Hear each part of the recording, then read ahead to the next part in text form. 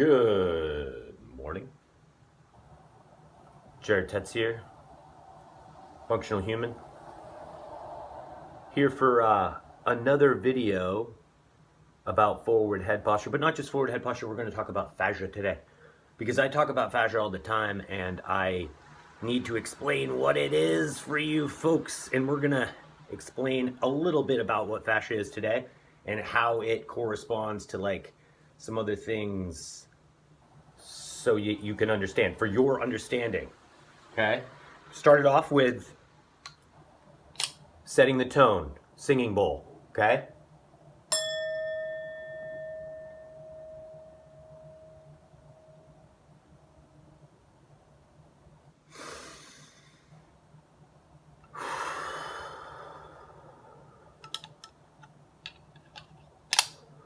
Little too much cold pressed coffee this morning, maybe. That's okay. We're gonna get past it. All right, fascia, real quick. Fascia is an integrated system in the body, much like other systems that you're already familiar with. The skeletal system, the muscular system, the circulatory system, the nervous system, the lymphatic system, which is essentially the immune system, and we're gonna learn a lot about the lymphatic system, friends. Oh yeah. Digestive system, respiratory system, endocrine system, urinary system, reproductive system. Hey. But I would argue that there's a whole nother system, if not 3 other systems. Because all these systems that we just talked about, the ones that we are typically familiar with in our anatomy books and things like that, the stuff we like to focus on, I haven't been focusing on. Your boy here, Jared, he focuses on fascia. That's what I've been sort of taking a gander at. Yeah, just poking around in there a little bit, maybe. Okay. Anyway, so fascia is tensile structuring that those systems that are not sliding or working or functioning need to stay up on the earth. Without that tensile integrity of structure, of tissue, laying down, in between, around, outside, through, and within, all those systems that I just talked about, there is stuff, and it's called fascia. Fascia is essentially what your body lays down, the webbing, the structuring, in between, around, and outside, all those things I just talked about, twice, sometimes 3 times. And what does this mean? Say you crack your wrist a little bit, or over time you've just been using your wrist too much. Say at the computer or at the phone or driving, it could be anything. You start to develop cysts in your wrists and things like that. The cysts are essentially a block in energy into the area of your hand. Okay? Here's one on me right here. We're all human. We're going to talk about how to get around that. You know, these used to be a lot worse. Here's one that's healing. Okay? We're all somewhere.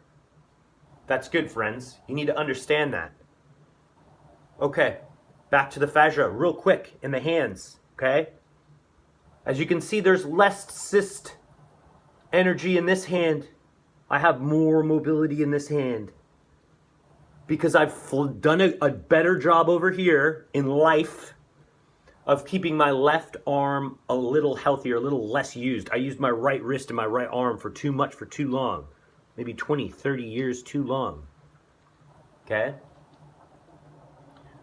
When we are congruent with fascia around our body, the other systems that are double bagged in fascia can start to work together using the neutral tensile integrity of the fascia as it's laid down in the body.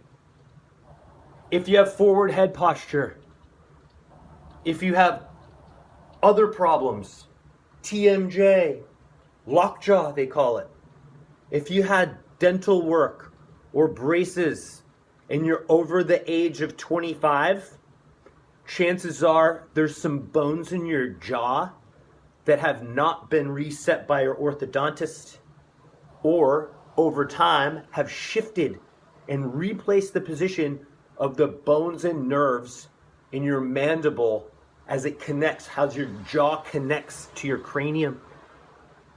So those exercises I gave you to do, they really help with the forward head posture, but they also help the fascia relax for all systems down below. Neural slack allows for other systems, the endocrine system, the respiratory system. So instead of using tertiary respiratory muscles, stole that one, we're using primary breathing muscles, the diaphragm, the lungs, big parts of our respiratory system. Instead of using things like pin down, tack down, rotator cuff muscles to haul air into our bodies somehow. Big difference. So, one more thing before I cut this out, because I got to make them kind of short, can't take up too much of your time, is I want to talk about the 3 aspects of the fascial system so that you can start to understand, because there's going to be a lot of this talk. You're going to get sick of hearing my voice, like I said. Okay? The 3 branches that we're concerned with, or I'm concerned with fascia, okay? This is how it breaks down. The dorsal cavity contains one section, okay? It takes a bag of fascia to breathe everything in, to take energy in, okay? Then the ventral cavity. The second bag.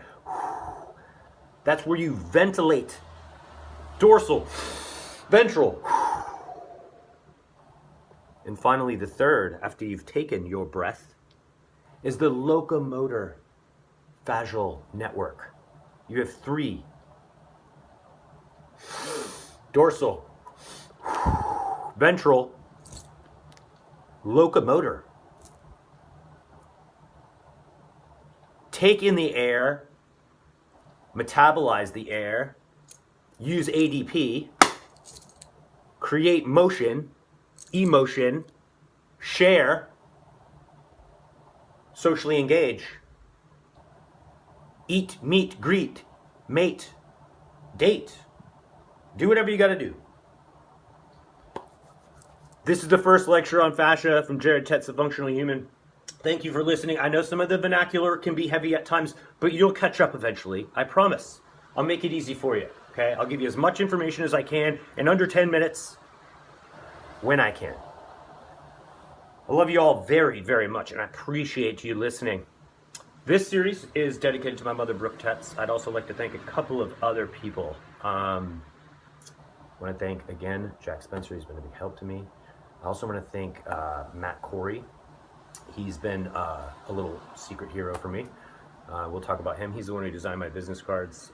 If you want work from him, he's so easy to work with. It's ridiculous. Anyway, Jared Tetz, Functional Human, signing off. Forward Head Posture Series. This is a lecture on fascia. I hope you have a good day. I'm going to leave you with the singing bowl. Okay?